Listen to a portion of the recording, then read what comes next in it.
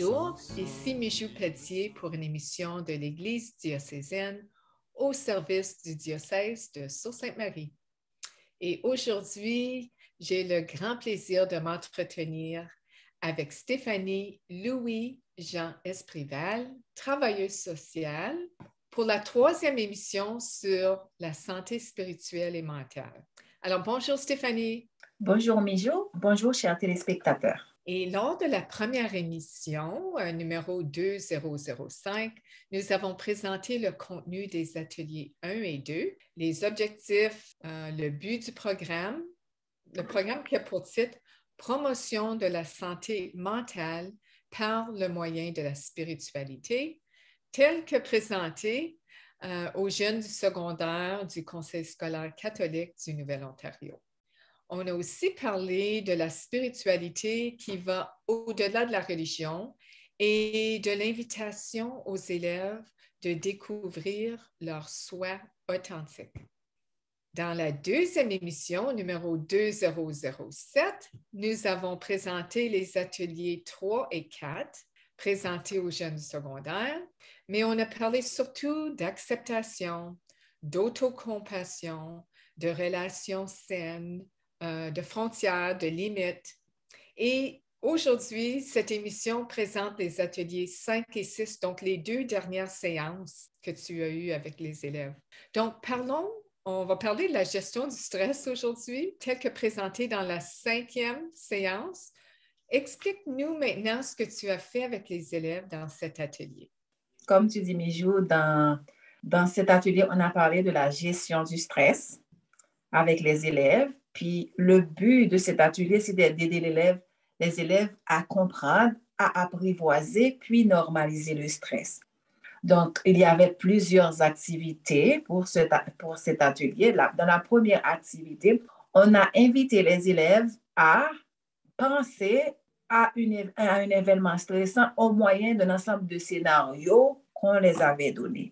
Donc, on avait donné un ensemble de phrases aux élèves, puis les élèves devaient terminer les phrases tout en faisant un rappel, tout en se rappelant d'une situation stressante. Par exemple, il y avait des phrases comme « on peut être déçu quand », puis l'élève termine la phrase, tout en se rappelant d'une situation stressante. « On se sent triste quand », l'élève termine la phrase. « On a échoué », puis l'élève termine la phrase. Or, des fois, on ne comprend pas pourquoi. L'élève termine la phrase. Donc, c'était un ensemble de scénarios qui invitaient les élèves à réfléchir à une situation qui peut leur provoquer du stress. Maintenant, dans cette activité, on invitait les jeunes à vivre le stress, okay, pour pouvoir le comprendre.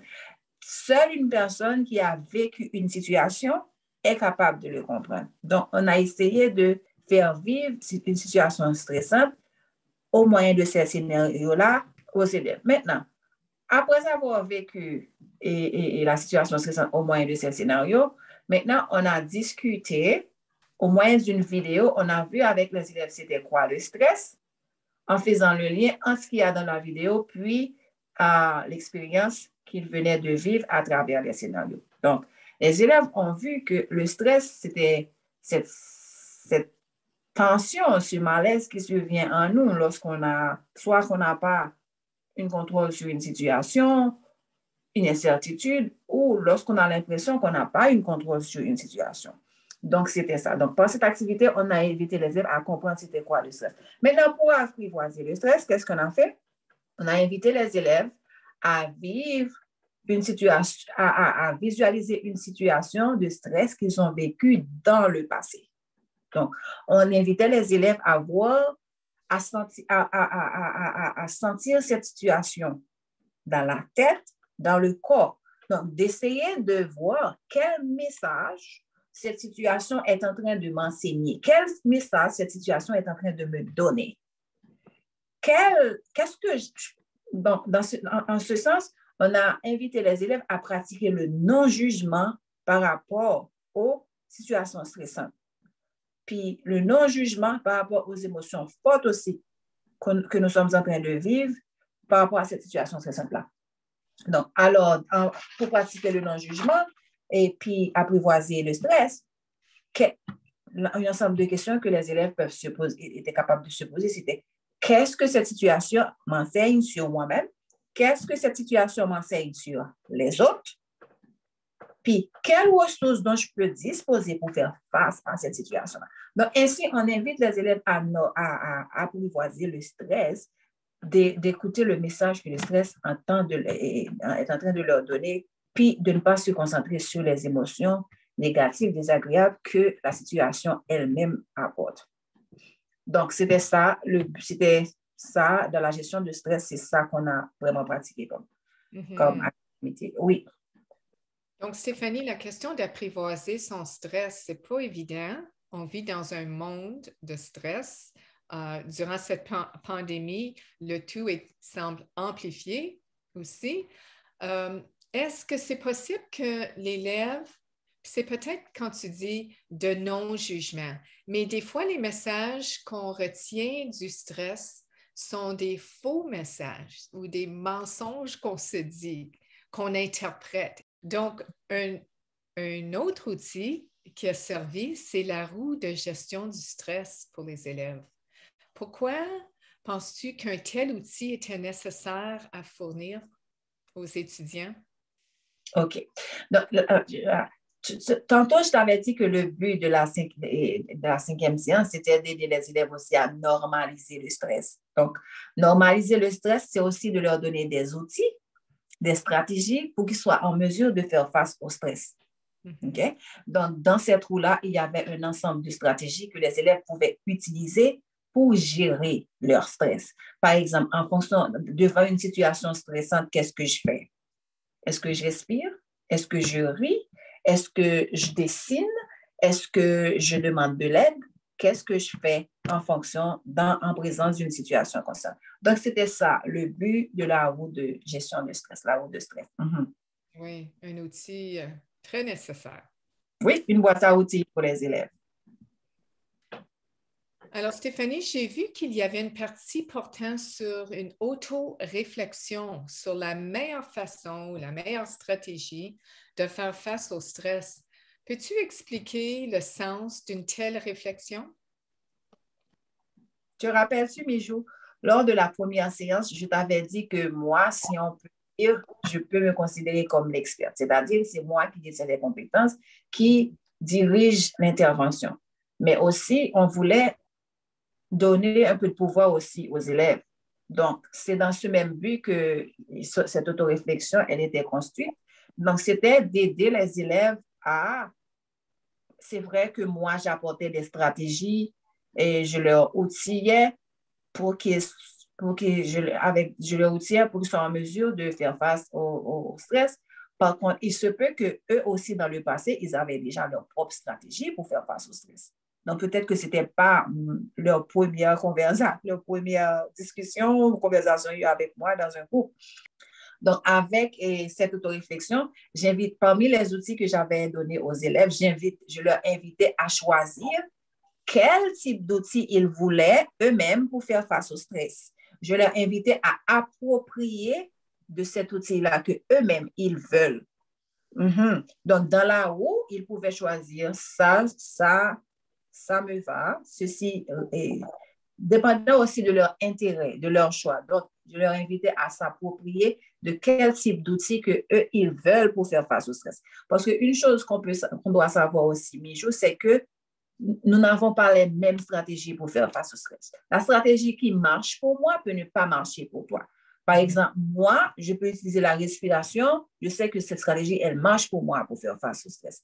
Puis aussi pour gérer ma colère. Pour quelqu'un d'autre, peut-être que c'est d'avoir un espace seul de recueillement. Pour un autre, c'est de dessiner. Pour un autre, c'est d'écouter de la musique. Donc, ça varie. Donc, cette autoréflexion, c'était ça, aider les élèves eux-mêmes à s'approprier de l'outil qui marche pour eux selon leur intérêt. Donc, cette auto-réflexion leur permet vraiment d'approfondir la roue de Oui, gestion, de servir puis de voir qui leur va, qui les aide, qui les apporte Durant leur stress, d'accord. Alors, passons à la prochaine question. Parle-nous de l'activité des 5 sens. 5, 4, 3, 2, 1. OK. Alors, une chose qui était importante dans ce programme, c'était le rôle de la pleine conscience dans la spiritualité.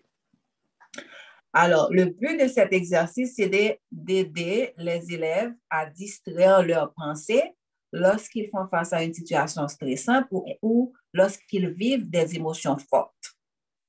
Okay? Donc, au lieu de se centrer sur l'événement stressant ou les émotions fortes que nous vivons à cause de cet événement, pourquoi ne pas utiliser nos 5 sens, à savoir l'ouïe, la vue, l'odorat, le goût et le toucher, pour distraire les pensées? OK? Alors, dans cette activité, j'invitais les élèves à utiliser leurs sens pour distraire leurs pensées. Puis comment? Par exemple, avec l'œil, tes yeux, regarde 5 choses, essaie de trouver 5 choses dans ton environnement. Des choses à laquelle tu n'avais même pas pensé. OK? Puis, par exemple, pour lui, essaie d'entendre 4 choses dans ton environnement, des choses auxquelles tu n'avais même pas pensé. Donc, c'est ça. Donc, c'est utiliser les sens pour distraire les pensées. Lorsque tu utilises tes sens pour distraire les pensées, tu donnes l'opportunité à ton cerveau de se reposer, de penser à autre chose que la situation stressante ou l'émotion forte que tu es en train de vivre seulement par le fait de penser à cette situation-là. Donc, c'est pas juste distraire, mais c'est mettre le focus ailleurs pour nous permettre de voir peut-être la situation de façon plus objective. Oui, de se refocuser sur le moment présent. Parce que lorsque, avec cette expérience 5, 4, 3, 2, 1, tu reviens dans le présent. Mais lorsque tu ne le pratiques pas, tu es en train de penser à l'événement stressant, tu n'es pas dans le présent, tu es dans la tête, tu es ailleurs. Donc, cette expérience te permet de revenir dans le moment présent pour prendre soin de toi, puis de remettre le vécu de tes émotions pour plus tard, peut-être. Et quand tu es dans ta tête, tu es soit dans le passé ou dans le futur. Parce que souvent, et non dans le moment présent. Exactement, et Mijou, souvent, tu es dans le passé et dans le futur. Les deux. OK. Encore plus l'importance de vivre pleinement le moment présent. Une belle activité. 5, 4, 3, 2, 1 par rapport aux 5 sens. Excellent, j'aime ça. OK. Alors, on va passer à la prochaine question. Dans le 6e et dernier atelier que tu as présenté, l'atelier avait pour titre Découverte et présentation de ces uniques cadeaux. Explique-nous maintenant ce que tu as fait avec les élèves dans cet atelier. OK, Mijou. Si on fait un retour à l'émission 1, puis 1 ou 2, tu vas voir que nous avons accordé en spiritualité, on donne beaucoup d'importance aux connexions. OK? Donc, j'avais dit que c'est important que comme humains, nous ayons quelque chose qui nous attache. C'est cette chose-là qui nous donne raison de vivre. Donc, dans l'atelier 6, on a célébré ces choses-là. On a célébré ces choses qui sont importantes dans nos vies, ces choses à laquelle nous avons une connexion spirituelle forte. OK? Donc, nous avons célébré nos uniques cadeaux. Donc, ces choses-là, on les appelle, pour moi, on a les appelé des cadeaux. OK? Donc, c'est ça. Donc, on avait pratiqué beaucoup d'activités dans cet atelier.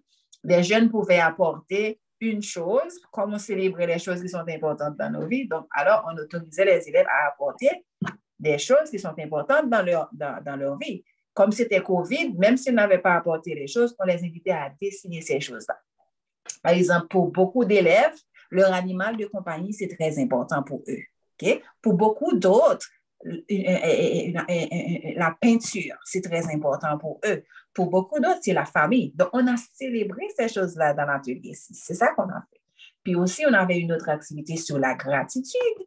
Célébrer les choses qui sont les succès dans nos vies, célébrer les choses les choses pour lesquelles nous sommes reconnaissants, tu vois. Donc, c'est ça qu'on a célébré à travers pour la gratitude. Mais aussi pour la gratitude, c'était de conscientiser les élèves sur le fait que la vie n'est pas seulement des choses négatives. La vie, c'est comme une batterie. Ça a le pôle positif, le pôle négatif, puis ce sont ces deux pôles qui sont utiles pour faire fonctionner l'appareil dans lequel la batterie elle est. Donc, c'est ça. Et c'était ça le rôle de l'activité sur la gratitude. D'accord. Et aussi, il y avait une dernière activité, Mijou, c'était une activité dans laquelle on invitait les élèves à vivre des expériences de croissance spirituelle. Il y avait c'est au moins de 2 questions qu'on avait invité les élèves à vivre ces expériences de croissance spirituelle. Il y avait une question comme nomme 3 qualités que tu aimerais maintenir à l'adolescence, à l'âge adulte, puis la vieillesse. Puis il y avait une dernière question, c'était à 90 ans, c'était une expérience de visualisation où on invite les élèves à visualiser leur vieillesse. À 90 ans, qu'est-ce qui existe dans ta vie dont tu es fier? À 90 ans. Donc, pour des élèves du secondaire, une activité de visualisation de leur propre vieillesse à 90 ans, je sais que, tu sais, on imagine ici, c'est une activité, c'est un exercice, mais comment est-ce que les jeunes ont réagi? Y a-t-il eu des émotions fortes? Est-ce que ça a donné le but que tu cherchais, tu sais, de donner sens à leur vie?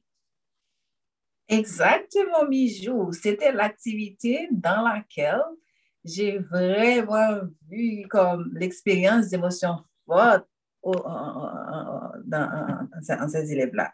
C'est comme si, à travers ces activités, les élèves, ils sont devenus conscients. Ah bon, j'aurai une vie d'adulte? Ah bon, j'aurai une vie de vieillesse? Donc, c'était difficile pour eux. Pour certains, c'était difficile aussi pour eux de vivre l'expérience de fin de vie. Donc, pour moi, c'était important, même si en promotion de la santé mentale, on évite de faire vivre aux élèves les émotions fortes, mais par contre, pour moi, c'était nécessaire qu'ils vivent cette expérience-là. Parce que n'oublie pas qu'on a toujours parlé de cette option de donner du sens à sa vie. Donc, si tu vis, c'est quoi ta mission sur cette terre? Donc, moi, avec cette activité-là, j'ai pu arriver à atteindre ce but. C'est comme les élèves sont arrivés à voir, ah bon, j'ai une mission, ah bon, je dois faire quelque chose. Yeah. Oui, puis tu as vu ça en eux. Puis il y en a eux certains ont témoigné comme ils ont eu peur. C'est comme l'expérience, c'était comme épeurante pour eux, mais c'était ça. Ils ont pu croître spirituellement. Ils ont arrivé à atteindre, comme à arriver au chemin que moi, je voulais qu'ils arrivent. De voir aussi que le monde n'est pas que la technologie, n'est pas que le monde virtuel, il existe aussi un monde de soi. C'est quoi leur mission sur cette terre? C'est quoi leur mission dans le monde? Qu'est-ce que tu es prêt à faire pour changer le monde? Super. Alors, évidemment, ils ont eu l'occasion de réfléchir à quelle est leur contribution à leur famille d'école, avec leurs amis, leur vie sociale, pour la communauté, pour la province, pour le Canada, pour le monde. Très belle activité. Puis sans doute, ça ne peut pas faire autrement que donner du sens à sa vie.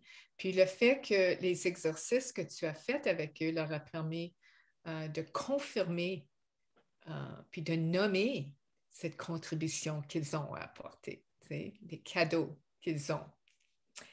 Et tout le thème de la gratitude a sans doute aidé. Donc, notre émission tire à sa fin, Stéphanie. J'aimerais quand même aborder un dernier sujet que tu as abordé avec les élèves, puis c'est basé sur une citation du père Jean Vézina sur le pardon. Peux-tu nous expliquer un peu pourquoi le pardon est si important à l'âme, à la santé mentale, la santé spirituelle? OK. Avant de répondre directement à la question, Mijou, je veux te dire pourquoi est-ce que j'avais intégré le concept pardon dans l'atelier, dans le programme. C'était parce que en spiritualité, le pardon, c'est un concept important. Mais aussi, en santé mentale, le pardon, c'est un concept très important. Maintenant, j'ai intégré ce concept parce que je voulais faire savoir aux jeunes, aux élèves que il va arriver un moment où ils vont vivre des expériences qui vont nécessiter qu'ils pardonnent. Donc, c'était de leur faire voir que le pardon, c'est un cheminement personnel, sauf eux peuvent pardonner la personne qui leur a fait du tort. Donc, ils ne doivent pas être pressurés de pardonner, sauf eux sauf eux connaissent vraiment ce qu'ils ont vécu comme difficulté. Maintenant, pour répondre maintenant directement à la question, comment le pardon contribue à la santé de l'âme? Voyons maintenant ce que le pardon, ce que ne pas pardonner peut nous faire. Lorsqu'on ne pardonne pas Mijou, on reste centré sur la situation désagréable qui nous arrive. OK? Puis, il va y avoir de la rancœur, de la haine, des émotions fortes, puis parfois la culpabilité. Des fois, il y a certaines personnes qui se sentent coupables pour des choses qu'ils n'ont même pas causées. Donc, tout ça va arriver lorsqu'on ne pardonne pas. Donc, maintenant, lorsque tu pardonnes, tu donnes la possibilité à toi-même de laisser ces choses derrière toi. OK? Donc, puis pour t'expliquer, tu donnes la possibilité à toi-même de te surpasser, puis d'avancer vers l'avant. Puis, je vais te donner un exemple concret pour que tu comprennes, puis pour que aussi les téléspectateurs comprennent. Ça, c'est une expérience personnelle à moi. J'ai toujours eu des questionnements par rapport à mon enfance. OK? Puis, ce sont des questionnements qui m'ont perturbé la vie à un certain temps. Donc, j'avais des questionnements concernant le lien que j'avais avec ma maman lorsque j'avais entre 3 à 7 ans. Je n'ai eu aucun souvenir où ma maman m'a comme donné un câlin, m'a donné un bisou, aucun souvenir où j'étais assis sur elle, je n'ai pas ce souvenir. Donc, ce sont des pensées qui m'ont vraiment perturbée. J'ai toujours murmuré ces pensées-là. Donc, maintenant, donc, je peux dire en quelque sorte, j'étais malheureuse, comme j'avais des questionnements, mais c'est ma maman, pourquoi je n'ai pas ces souvenirs-là? Maintenant, j'ai eu la chance de parler avec ma maman sur ça, sur cette situation. Puis ma maman a eu l'occasion de s'expliquer. Elle m'a dit que si je n'ai pas ce souvenir, peut-être que c'est elle qui travaillait à cet instant-là, puis c'est papa qui restait à la maison pour prendre soin des enfants. Une fois que j'étais capable de discuter ceci avec ma maman, j'ai comme eu une libération de l'âme. Donc, j'ai été guérie. Comme maintenant, je ne pense plus. La conversation que j'ai eue avec elle m'a permis de me guérir, de me libérer de ces pensées que j'avais tout le temps qui me perturbaient l'esprit. Une fois que maman a été capable de m'expliquer ce qui s'est passé, j'ai été capable, ces pensées, ils ont complètement disparu de ma tête. Maintenant, je suis capable de... C'est comme je pardonne à ma maman, même si inconsciemment, c'est comme si j'avais quelque chose avec elle, mais aussi je me pardonne à moi-même parce que j'étais prise avec ces pensées-là qui me perturbaient. Donc, quand tu pardonnes à l'autre, tu pardonnes à toi-même aussi. OK, alors Stéphanie, aujourd'hui, on a exploré et au cours des 3 émissions, on a exploré et proposé des démarches pour nourrir sa santé mentale ainsi que sa vie spirituelle, car la bonne santé de l'âme nous permet de vivre notre vie et le moment présent pleinement. Alors, j'aimerais qu'on boucle nos 3 émissions avec une prière d'intercession. Et on va partager la prière aujourd'hui. Alors, je t'invite à commencer la prière, puis on peut offrir cette intention de prière pour toutes les personnes qui souffrent de santé mentale et tous leurs proches. Seigneur, cette semaine, nous te portons dans notre prière tout ce qui touche à la santé mentale. Nous pensons particulièrement aux personnes qui vivent avec une maladie mentale non traitée et qui sont incapables de trouver de l'aide. Nous prions pour toutes les personnes stigmatisées par la maladie mentale. Et nous prions pour les familles affectées et plus particulièrement quand l'un de leurs membres vit une situation de crise.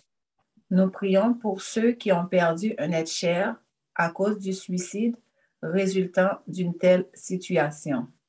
Nous prions également pour le personnel soignant qui cherche à faire de son mieux dans le traitement de ceux qui souffrent de divers troubles mentaux. Nous prions pour que les enfants, les adolescents et les jeunes adultes atteints d'une de ces maladies qui apprennent à vivre avec ce diagnostic et avec toutes les conséquences possibles, parfois pour le reste de leur vie. Nous rendons grâce pour les nombreux dons que les personnes atteintes apportent au monde et nous célébrons le génie créatif des artistes, scientifiques, auteurs, universitaires, chefs d'entreprise, acteurs, musiciens, inventeurs, présidents qui vivent avec la maladie mentale.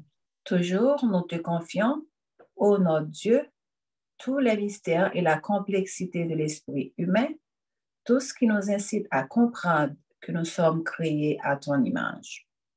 Puissions-nous être le reflet de ton amour dans ce monde qui en a tellement besoin. Amen. Mille merci, Stéphanie. Et à vous, chers téléspectateurs, merci d'avoir été des nôtres, d'avoir passé les derniers moments avec nous. Une dernière fois, merci Mijou. Bye-bye, à la prochaine. Bye-bye. Mais pour cela, ne faut-il pas tant de fois apprendre encore à être vrai, apprendre à se connaître, être avant de paraître, s'aimer soi-même comme on est, garder les pieds sur terre,